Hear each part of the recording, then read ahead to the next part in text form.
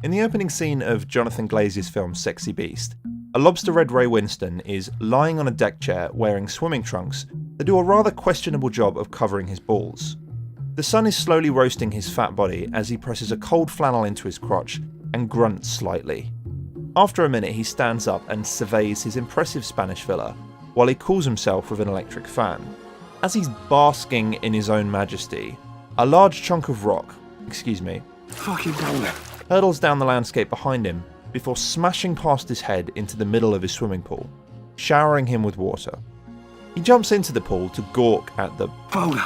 with his pool boy as his wife appears. He greets her and quickly adopts a shell of bravado as he dismisses his near demise. Don't worry about this, darling. It's nothing. This might not seem like much, but this scene has just put across everything you need to know about Ray Winston's character. He is a paradox. A hapless fish out of water, stumbling around with his balls hanging out, kept afloat by his bottomless machismo. Still standing only because he had the dumb luck to not be 2 feet to the right. Ray Winston staggers through the entire film, a victim to the whim of his surroundings, with the same gormless expression on his face.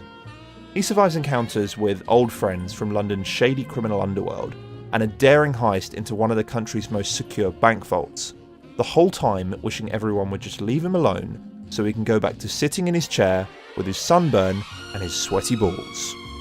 I don't know if this character's experience is supposed to represent the director's own view of his life, or is a wider commentary that should apply to everyone, but I think the point that's being made is that many people go through life like a rabbit in headlights, staring dumbly into the oncoming doom as they flounder and try to avoid being turned into a stain on the road. Their current status only an indication that they've gotten lucky so far and not a mark of their own talent. The skeleton that holds them upright is made of ego and bluster, and it's only a matter of time before fate turns that rabbit inside out and leaves it cast at the side of the road. Some people are temporarily drivers, asserting themselves over those around them, but this can only last so long and anyone can be cut down by a car, an ill word, or a gun. Ray Winston has, despite a long stay in prison, survived a life of organised crime. He's retired. I'm definitely retired. To a luxurious Spanish villa, committed to a life of soaking up the sun like so many before him. His friends are about as smart as him, and when he's not lounging around his pool, he's hunting with his mates, dining at fancy restaurants, and drinking fine wines. This all comes to an abrupt halt when Ben Kingsley shows up to recruit him for a new job. Ray the Rabbit is now cornered, with Ben Kingsley speeding towards him along with the life that he thought he'd long since left behind. Ray's lucky streak appears to have ended as he fails repeatedly to reject Ben Kingsley's proposition.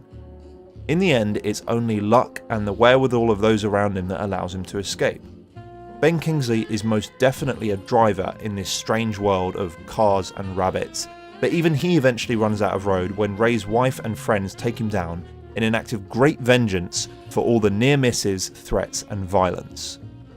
But the underworld is not done with Ray, and he's drawn into his role in the upcoming heist that he'd done his utmost to avoid.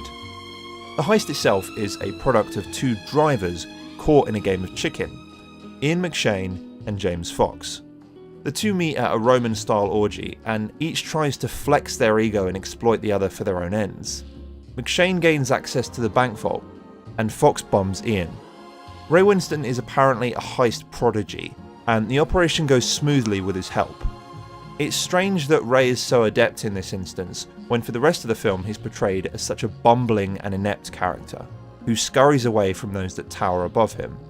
I feel like we can put this down to luck again in a sense. He's either lucky that his bluffing has carried him so far, or he's lucky that he's so capable at robbing bank vaults.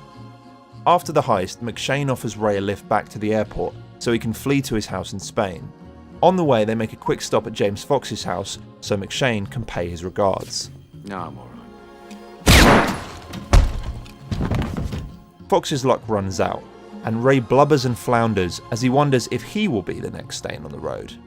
Fortunately, he survives the encounter with his balls intact, and returns to his sunny paradise with Ben Kingsley's remains tucked safely away below the freshly tiled swimming pool floor. Now far away from the dangers of the London underworld, Ray turns his machismo back on as he brags to Ben Kingsley. But as Ray sits there, back in his favourite spot, we're reminded another boulder could come crashing down at any minute and bring his run of luck to an end.